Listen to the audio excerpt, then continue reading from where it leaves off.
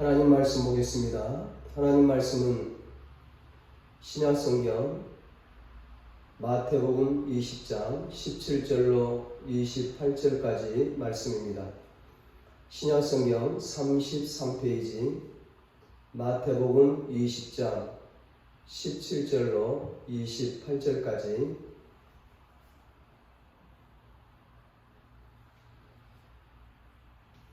마태복음 20장 17절로 28절까지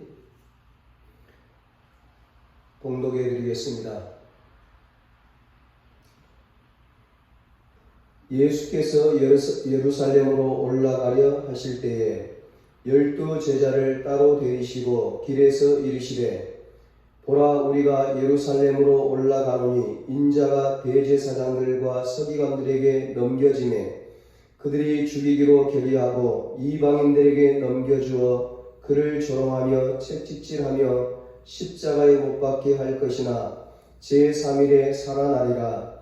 그때 세베대의 아들의 어머니가 그 아들들을 데리고 예수께 와서 절하며 무엇을 구하니 예수께서 이르시되 무엇을 원하느냐 이르되 나의 이 두 아들을 주의 나라에서 하나는 주의 우편에 하나는 주의 좌편에 앉게 명하소서.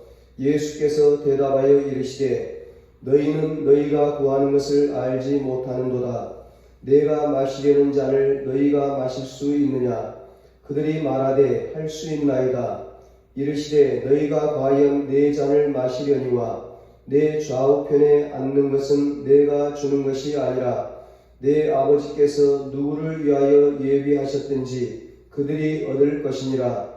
10 제자가 듣고 그 두 형제에 대하여 분이 여기거늘 예수께서 제자들을 불러다가 이르시되 이방인의 집권자들이 그들을 임의로 주관하고 그 고관들이 그들에게 권세를 부리는 줄을 너희가 알거니와 너희 중에는 그렇지 않아야 하나니 너희 중에 누구든지 크고자 하는 자는 너희를 섬기는 자가 되고 너희 중에 누구든지 으뜸이 되고자 하는 자는 너희의 종이 되어야 하리라. 인자가 온 것은 섬김을 받으려 함이 아니라 도리어 섬기려 하고 자기 목숨을 많은 사람의 대속물로 주려 함이니라. 아멘. 오늘도 하나님께 예배드리는 은성교회 모든 가족들에게 예수님의 십자가 보혈의 능력이 충만하게 임하기를 주님의 이름으로 축복합니다. 오늘은 예수님 십자가를 지러 나아가셨습니다. 이런 제목으로 함께 은혜를 나누겠습니다. 오늘은 종려주일이자 고난주일입니다. 예수님께서 십자가를 지러 나귀 새끼를 타고 예루살렘으로 입성하실 때에 많은 무리들이 종려나무 가지를 흔들면서 예수님을 환영한 것을 기념해서 하나님 앞에 영광 돌리는 날이 바로 종려주일입니다. 그리고 예수님의 그 고난이 시작된다고 해서 고난주일이라고도 합니다. 이날 예수님께서 예루살렘으로 올라가던 때의 그 장관은 말로 다할 수 없을 정도였습니다. 엄청난 사건이었습니다. 호산나 다윗의 자손이여 찬송하리로다. 저마다 종려나무 가지를 흔들어대면서 외쳐 부르는 그 모습을 여러분 한번 상상해 보시기 바랍니다. 그러나 그 장엄한 모습의 배후에는 이러한 일이 있도록 도운 말 없는 손길, 이름 없는 손길이 있었다는 사실을 여러분 아시는지요? 예수님과 제자들이 예루살렘 가까이 와서 감람산 근처 벳박에 이르렀을 때에 예수님께서 두 제자를 보내면서 말씀하셨습니다. 너희는 맞은편 마을로 가거라. 거기 가면 낙이 한 마리가 매여 있고 그 곁에 새끼가 있을 것이다. 그것을 풀어서 내게로 끌고 오너라.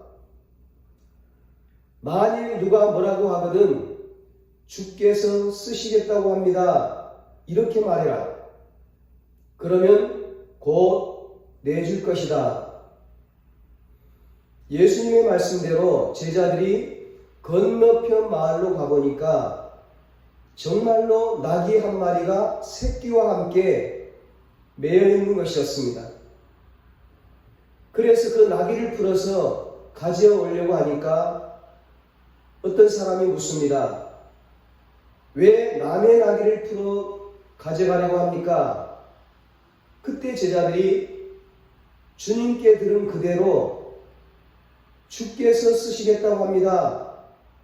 그랬더니 그 사람이 고개를 끄덕이면서 풀어 가져가라고 하는 것입니다. 그는 주가 누구인지를 알고 믿는 자였습니다. 그리고 주께 드리는 것만큼 복된 일이 없다는 것을 또한 너무나도 잘 알고 있는 사람이었습니다. 그래서 그는 주저하지 않고 주를 위해 자기의 큰 재산인 나귀를 내어놓았던 것입니다. 어디에 쓰실 것인지, 어떻게 쓰실 것인지, 왜 하필이면 자기의 나귀 새끼여야 하는지 그는 전혀 묻지를 않았습니다. 오직 주께서 쓰신다는 것만으로 그는 기뻐했습니다. 주님이 쓰실 수 있다는 그 사실만으로 그는 즐거워했습니다. 주님 앞에 들을 수 있다는 것만으로 그는 감사했습니다. 자기의 나귀를 주님이 쓰시고자 한다는 그 사실로 그는 감격했습니다. 이 사람은 자기의 오른손이 하는 일을 왼손이 모르게 하라고 하신 주님의 말씀을 그대로 실천하였습니다. 그래서 이 사람은 비록 이름은 밝혀지지 않았어도 주님의 구원 역사에 있어서 결코 빼어놓을 수 없는 귀한 존재가 되었던 것이요, 하늘나라에 영원히 기억될 귀한 존재가 되었던 것입니다. 그 나귀 주인의 헌신으로 제자들은 나귀를 새끼와 함께 끌고 와서 그 새끼 나귀 위에 자기들의 옷을 얹고 그 위에 예수님을 태웠습니다. 나귀 주인의 헌신과 그 나귀 새끼의 희생은 잠시 후에 있을 예수님의 희생과 예수님의 십자가 죽음을 예표합니다. 하나님의 구원 역사에는 누군가의 희생과 헌신이 있는 것이죠. 우리의 희생과 헌신으로 영원히 구원받고 주님의 교회가 아름답게 세워지는 것입니다. 그렇게 예수님은 어린 나귀 새끼를 타고 예루살렘으로 입성하셨습니다. 세상의 모든 왕들은 황금마차를 타고 궁궐로 화려하게 입성을 하는데 만왕의 왕이신 예수님은 겸손하게 어린 나귀 새끼를 타고 입성하셨습니다.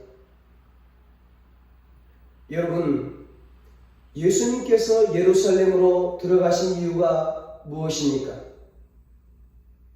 환영받고 영광받기 위해서일까요? 높은 자리에 앉기 위해서일까요? 궁궐에서 편안하게 살기 위해서일까요? 섬김을 받기 위해서일까요? 오늘 본문 28절에 말씀합니다. 인자가 온 것은 섬김을 받으려 함이 아니라 도리어 섬기려 하고 자기 목숨을 많은 사람의 대속물로 주려 함이니라. 예수님은 섬김을 받으려 온 것이 아니라 섬기려고 오셨습니다. 자기 목숨을 많은 사람의 대속물로 주려고 오셨습니다. 예수님은 십자가를 지려고 오셨습니다. 죽기 위해서 오셨습니다. 예루살렘에 들어가면 십자가를 져야 하는데 왜 들어갔을까요? 환영을 받는 것이 아니라 조롱을 받고 침뱉음을 당하고 뺨을 맞고 채찍에 맞고 멸시를 당하고 모진 고난을 당해야 하는데 왜 들어갔을까요? 십자가에 못 박혀 죽을 것을 알면서 왜 들어가셨을까요? 아무런 죄도 없으신 예수님입니다. 그런데 십자가를 지러 가십니다. 이렇게 어리석을 때가 어디 있습니까? 이렇게 미련한 인생이 어디 있습니까? 그렇습니다. 이 세상에서 인생을 가장 미련하게 사신 분, 그분이 바로 예수님이십니다. 예수님은 우리를 위해서 이 땅에 오셔서 그렇게 사셨습니다. 철저히 낮아지시고 겸손하시고 섬기시고 희생의 삶을 사셨습니다. 그래서 사람들이 예수님처럼 사는 우리를 바보라고 하는지도 모르겠습니다. 세상의 많은 사람들은 살기 위해서 세상에 태어납니다. 그러나 예수님은 죽기 위하여 세상에 태어났습니다. 세상의 많은 사람들은 세상에서 편안하게 오래 살기를 원합니다. 그러나 예수님은 세상을 짧게 사셨으며 불편하게 살았습니다.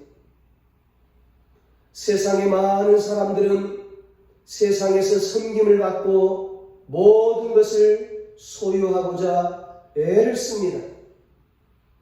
그러나 예수님은 오히려 섬기려 하고 모든 것을 버리고자 애를 썼습니다. 세상의 많은 사람들은 높아지기를 바라며 영광 얻기를 원합니다. 그러나 예수님은 스스로 낮아서서 고난받기를 기뻐했습니다. 그것을 위해서 예수님은 하늘나라 영광을 버리고 이 세상에 오셨습니다. 그리고 결국은 죽음의 자리에 들어가셔서 십자가에 못 박혀 죽으셨습니다. 말구 위에서 태어나 33년의 짧은 인생을 사신 예수님께서는 갈보리 동산의 골고다 언덕에서 죽으셨습니다. 예수님 생애 전체를 한마디로 말하면 십자가로 향한 삶이었습니다. 예수님은 태어나는 그 순간부터 십자가 고난의 삶이었습니다. 예수님이 태어났다는 소식이 전해지자 헤롯 왕을 비롯한 수많은 사람들이 예수님을 죽이려고 찾아다녔습니다. 예수님의 30년 인생 대부분의 삶은 육신의 아버지 요셉과 함께 망치와 톱을 가지고 목수하는 일로 보냈습니다. 그리고 마지막 공생의 3년은 그야말로 죽음과의 싸움이었습니다. 마귀 사람과 그의 추종자들로부터 매 순간 살해 위협을 받으며 살았습니다. 예수 그리스도의 탄생부터 사망의 때까지 죽음의 그림자가 항상 예수님 앞에 드리우고 있었던 것입니다. 결국 예수님은 십자가를 향해서 살아갔고 그 십자가에서 인생을 마쳤습니다. 예수님의 십자가의 죽음은 예수님의 사명의 중심이었습니다. 예수님은 한 번도 십자가의 길, 십자가의 사명을 놓친 적이 없으셨습니다. 우리는 오늘 이 본문의 말씀 속에서 십자가의 고난을 향해서 행진하시는 주님의 마지막 생애의 한 부분을 볼 수가 있습니다. 17절로 19절에 말씀합니다. 예수께서 예루살렘으로 올라가려 하실 때 12 제자를 따로 데리시고 길에서 이르시되 보라 우리가 예루살렘으로 올라가노니 인자가 대제사장들과 서기관들에게 넘겨지매 그들이 죽이기로 결의하고 이방인들에게 넘겨주어 그를 조롱하며 채찍질하며 십자가에 못 박게 할 것이나 제3일에 살아나리라. 사랑하는 여러분, 예수님께서 고난받으시고 예루살렘으로 올라가신 이유는 딱 한 가지입니다. 바로 우리의 죄 때문입니다. 우리의 죄 사함을 위해서 십자가로 향할 수밖에 없었습니다. 우리를 살리기 위해서 십자가에서 죽을 수밖에 없으셨습니다. 십자가는 분명히 흉악한 죄수의 사형틀이었습니다. 그런데 예수님은 흉악한 죄인이 아니면서도 죄를 짓지 않았음에도 불구하고 십자가에서 죽으셨습니다.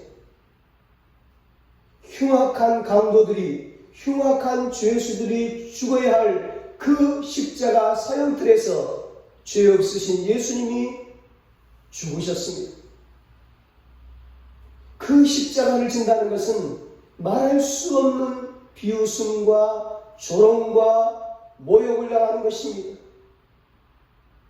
육체로서는 도무지 이겨낼 수 없는 처참한 고통이 따라오는 그런 아픔과 고난임에도 불구하고 예수님은 십자가를 거절하지 않으셨습니다.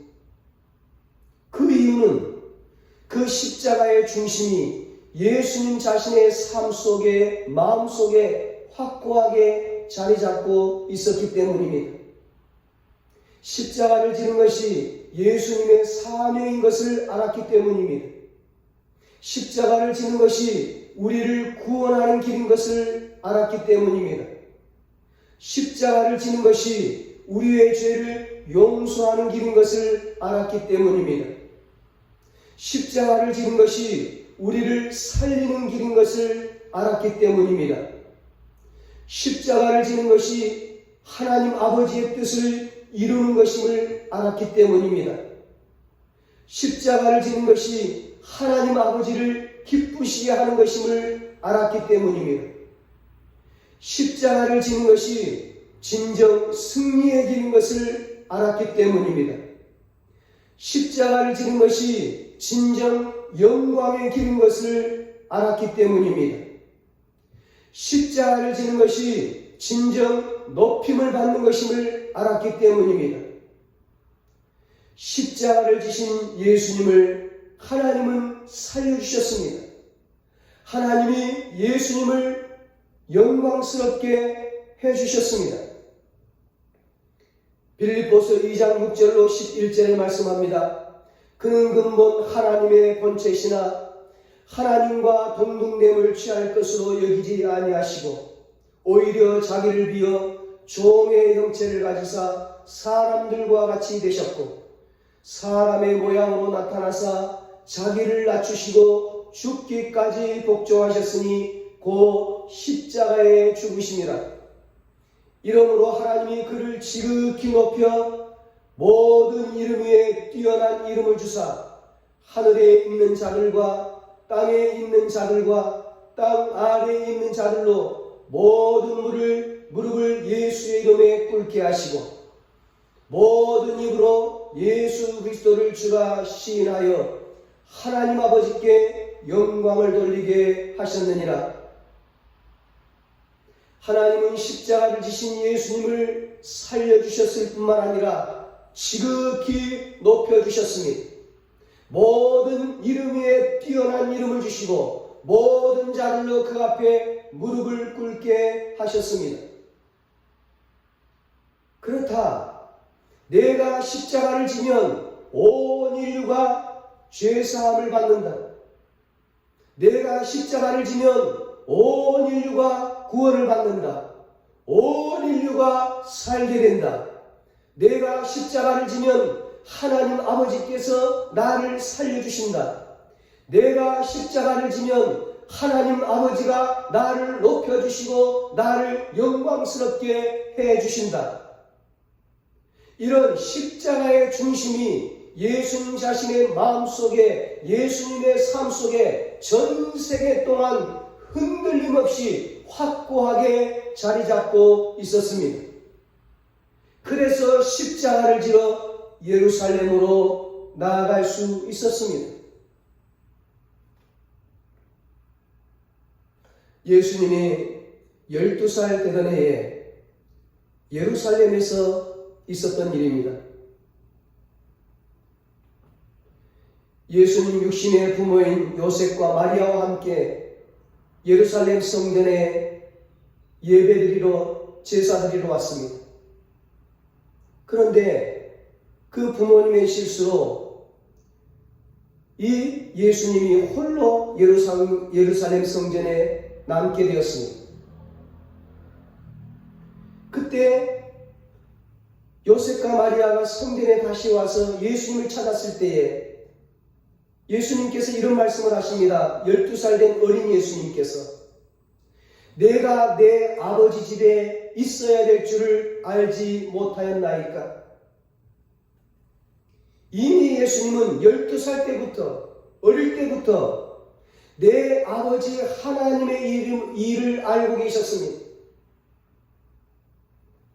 십자가에서 고난당하심으로, 십자가에 주저 죽으심으로 인간들을 죄에서 구원하는 일이 하나님의 일이다.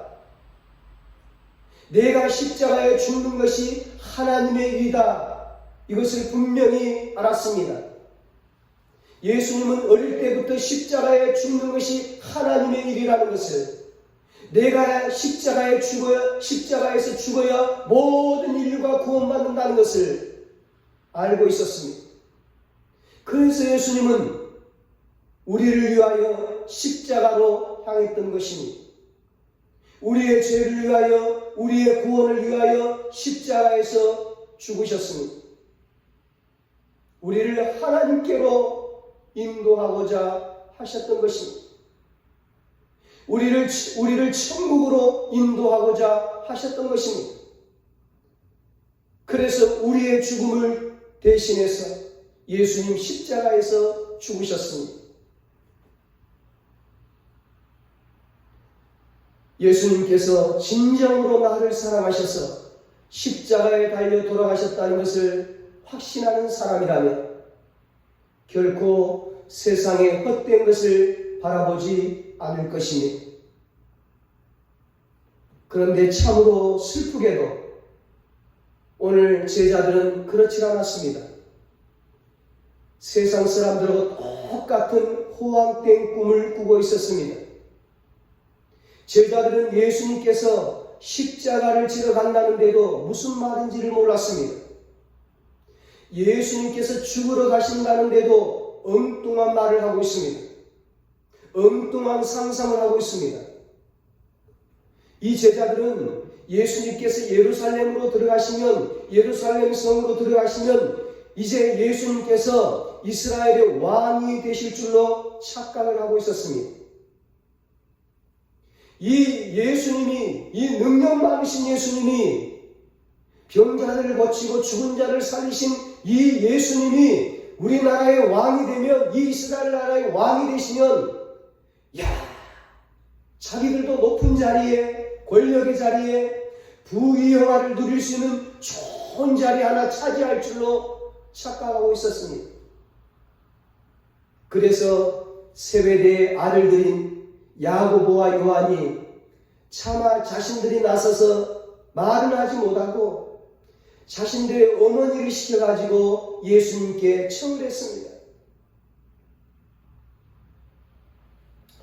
치맛바람은 2000년 전인 그때나 지금이나 여전한 것 같습니다. 이 야고보와 요한의 어머니가 예수님께 그럽니다. 선생님, 나의 이 두 아들을 주의 나라에서 하나님 주의 우편에 하나님 주의 좌편에 앉게 하소서 부탁을 했어요. 예수님이 이스라엘 나라의 왕이 되시면 우리 두 아들이 제자 아닙니까? 두 제자 중에 하나는 영의정, 우의정으로, 하나는 좌의정으로 높은 자리에 앉게 해달라는 거예요. 참으로 어처구니 없는 요구였습니다. 야고보와 이 요한의 어머니는 뭘 몰라도 한참 모르는 여자였습니다. 우리 주님은 세상의 부귀영화를 누리려고 이 세상에 오지 않으셨습니다. 우리 주님은 우리의 죄를 위해서 십자가를 지르고 오셨습니다. 우리를 살리시려고 예수님 죽으려고 이 세상에 오셨습니다. 우리 주님은 십자가 위에서 사죄의 은총과 구원의 약속과 영생의 소망을 모두 성취하셨습니다.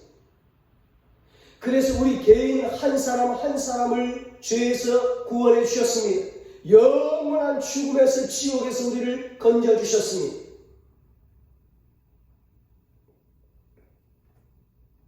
성경을 보면 우리 개인 한 사람 한 사람의 개인 구원을 위한 하나님의 계시가 두 가지로 나타납니다.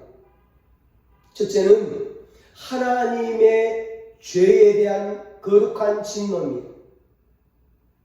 두 번째는 하나님의 죄에 대한 거룩한 사랑입니다. 우리 인간 개인 한 사람 한 사람을 구원하기 위한 하나님의 계시가 두 가지 있는데, 하나는 죄에 대한 거룩한 진노, 하나는 그 죄인에 대한 거룩한 사랑입니다. 죄에 대해서는 진노하시고, 그리고 죄인에 대해서는 사랑을 하시는 거예요. 하나님은 인류의 조상 아담과 하와의 죄뿐만 아니라 오늘 저와 여러분의 죄에 대해서도 몹시 분노하셨고 그 죄악을 미워하셨습니다. 거룩하신 하나님께서는 죄를 미워하십니다. 죄에 대하여 진노하셨습니다. 그래서 오늘 저와 여러분이 십자가에서 마땅히 죽어야만 했습니다. 그러나 우리 하나님은 사랑이십니다. 사랑의 하나님이십니다. 죄는 미워하시지만 사람은 미워하지 않으십니다. 하나님은 우리를 사랑하십니다. 사랑의 하나님이십니다. 하나님은 사랑이시라. 그것이 하나님의 본성입니다. 죄는 미워하지만 그러나 죄인된 저와 여러분은 사랑하셨습니다. 너무너무 사랑하셨습니다. 끔찍히도 사랑하셨습니다. 그래서 우리의 죄를 다 사해 주셨습니다. 십자가 위에서 예수님 우리 죄를 대신 짊어지시고 못 박혀 죽으심으로 우리의 모든 죄를 사해 주시고 우리를 구원해 주셨습니다. 우리에게 거룩한 하나님의 사랑을 나타내 보여주셨습니다. 우리의 죄를 십자가에 다 못 박아 버리시고 우리를 너무너무 사랑하셔서 우리를 구원해 주신 겁니다. 우리를 하나님의 자녀로 삼아 주셨습니다. 이것이 십자가에서 나타내신 하나님의 놀라운 사랑의 모습입니다. 그것이 성경에 나오는 하나님의 사랑의 계시입니다. 그 사랑의 계시를 따라서 예수님께서 바로 갈보리 십자가를 향하여 33년 동안 걸어가셨던 겁니다. 33년을 그 십자가를 향하여 나아가셨습니다. 행진하셨습니다. 예수님 태어난 그 순간부터 십자가에서 죽는 그 순간까지 사명을 다하는 그날까지 한치의 흐트러짐도 없으셨습니다. 묵묵히 십자가의 길을 걸어가셨습니다. 그런 일은 없었겠지만 만약에 예수님이 너무 힘들고 고통스럽다고 그 십자가를 향한 행진에서 멈추어 버렸다면, 십자가를 던져버리셨다면 우리가 어떻게 되었을까? 정말 아찔합니다. 생각하기도 싫은 일입니다. 얼마나 감사한지요. 정말 하나님의 은혜요, 주님의 은혜입니다. 예수님이 그 고난의 길, 그 십자가의 길을 묵묵히 참고 걸어가셨기에 그 십자가를 버리지 않고 내던지지 않고 끝까지 그 십자가를 지고 그 십자가에서 죽으셨기에 우리가 죄 용서함을 받고 구원을 받고 하나님의 자녀가 되고 천국 백성이 되었으니 영생을 얻고 천국에서 영원토록 영생 복락을 누리며 살게 되었습니다. 사랑하는 여러분, 이제 예수 그리스도를 믿는 우리도 십자가를 향하여 주님과 함께 행진을 해야 합니다. 십자가를 향하여 주님과 함께 행진하는 것이 무엇일까요? 사랑의 삶을 사는 것입니다. 십자가는 사랑입니다. 하나님의 사랑의 극치를 보여주는 것이 바로 예수님의 십자가 사랑입니다. 십자가를 바라보면 사랑을 깨닫게 됩니다. 십자가를 알면 사랑을 알게 됩니다. 우리가 사랑하면 그가 먼저 우리를 사랑하셨습니다. 요한일서 4장 19절에 말씀합니다. 하나님의 사랑을 깨닫고 우리가 하나님을 사랑하게 되는 것입니다. 주님의 사랑을 깨닫고 우리가 형제와 이웃을 사랑하게 됩니다. 십자가의 사랑을 알고 원수까지 사랑하게 됩니다. 사랑은 모든 두려움을 내어 쫓는다고 했습니다. 사랑하면 우리 안에 두려움이 다 사라집니다. 사랑하면 우리 안에 있는 미움과 분노가 다 사라지는 것입니다. 사랑하면 우리 안에 평안과 기쁨이 임하는 것입니다. 그래서 십자가 아래에 있는 거룩한 공동체에 사는 성도는 담대함과 사랑과 평안과 기쁨을 가지고 살게 되는 것입니다. 바로 천국의 삶을 살게 되는 것이죠.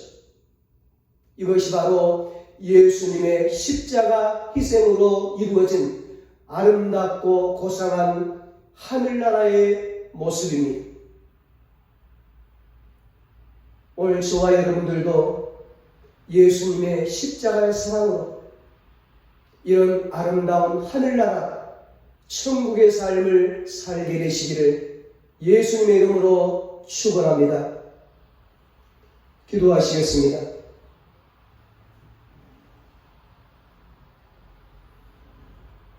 하나님 아버지,